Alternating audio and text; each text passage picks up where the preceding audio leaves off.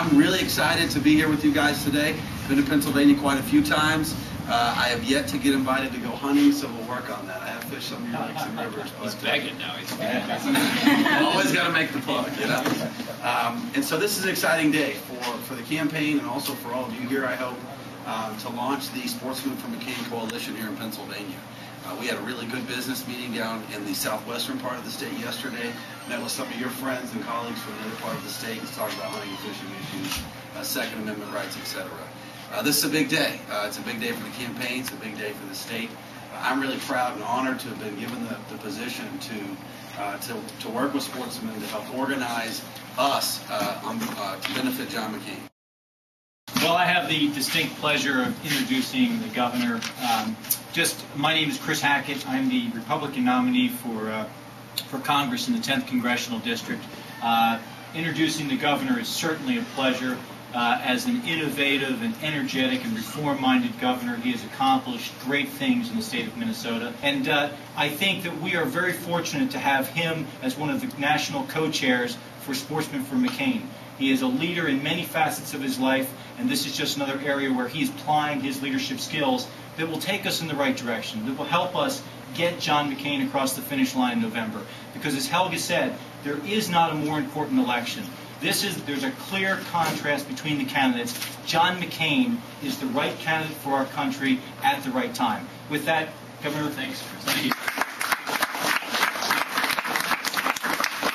Thank you very much for coming out, and I want to thank Aaron and Chris and Dr. Helga Hooper for their voice of leadership and their getting this organized. Aaron, thank you for taking time to commit yourself to Sportsmen for McCain. I had a chance to read about Dr. Hooper's background, and what an amazing life story, an inspirational story. And of course, in Chris, you have, I think, one of the leading candidates for Congress in the entire country. As you know, these congressional districts don't turn over all that frequently. And you have a race here where, you know, he has a great chance to win. He is going to win, in part because he's a great candidate and he's committed to these issues. I'd like to just spend a couple of minutes talking about outdoor issues on behalf of Senator McCain. And thank you for coming out on a beautiful sunny Saturday afternoon to take your time to hear about this. And we hope that you'll be able to spread the word. In addition to TV commercials, there have been some things that have been done about what influences voters' opinions. And if a friend or a neighbor or somebody from church or somebody from work puts in a good word to vouch for a candidate that person is worth supporting, that's one of the most influential things that somebody can do to support a candidate, is to spread the word person to person that you've looked at this candidate's record, that you believe that they're a person that they should support, and then share that with a neighbor or a friend. So if you take the people in this room, that maybe you talk to 10 other people, between now and November, much less talking to another 100, that could be the difference of whether Chris gets elected or not. That could be the difference whether John McCain wins a state, which could be the difference whether he becomes president of the United States. Like Pennsylvania, Minnesotans really enjoy and appreciate their outdoor heritage. We have a state that is filled with people who love to fish and who love to hunt and appreciate and respect Second Amendment rights. As I drove up the road here, the deep woods reminded me a lot of northern Minnesota and some of our prime deer hunting areas. But we need to make sure that for those of us who are able to appreciate and value the outdoors, that we make sure it's protected, that we be good stewards of it. Now, that doesn't just mean being good stewards of the land. It also means being good stewards of it by making sure we get people elected into office who share our values and share our perspective on it. As I look at Tony and Ryan and the name of the young man here, Cody, you know, one of the things we're concerned about in Minnesota is how do we pass on the opportunity from the current generation to the next when it comes to outdoor issues and outdoor activities.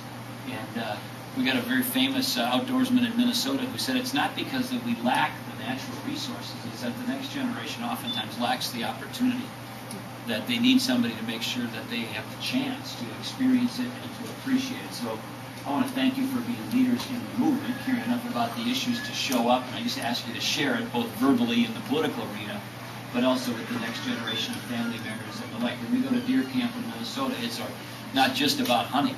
I mean, it's about family traditions. It's about passing on a pastime. It's about spending time with families and friends and sharing in these traditions. Now, a couple of issues that I hope that you'll stay focused in and watch over the election and share these concerns and these opportunities. John McCain. understands, and I've had a chance to talk to him directly about this, that some amongst the best stewards for the land and our natural resources in the country are the people who hunt. I mean, folks who are taken very seriously to want to preserve the opportunity to enjoy this pastime and also to pass it on. So he considers himself a proud and strong conservationist. And he wants to make sure that we have public policies that advance the cause of good stewardship of our natural resources. He also has been an unwavering, committed individual to support Second Amendment rights and sportsmen's rights.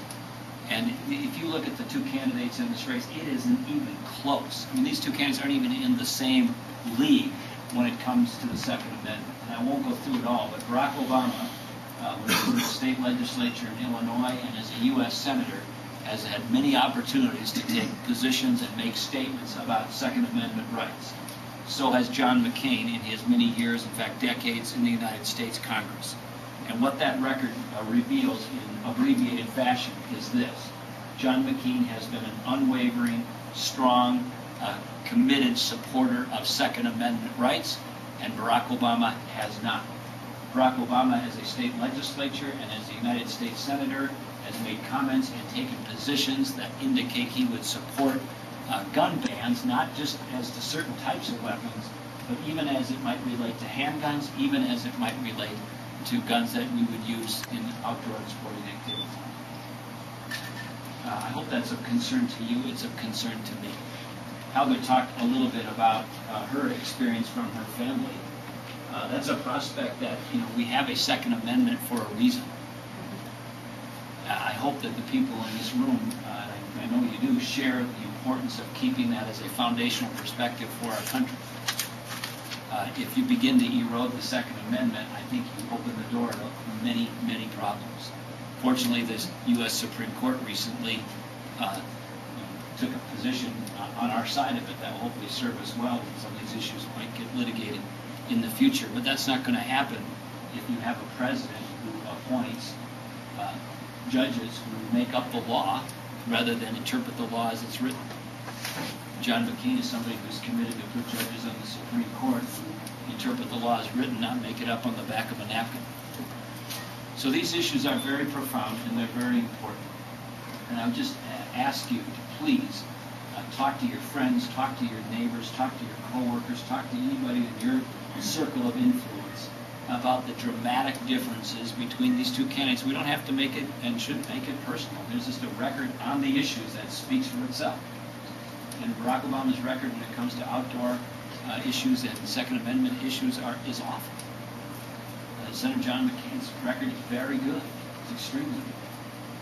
And so, but we need to grow this group and we need to get the word out. And so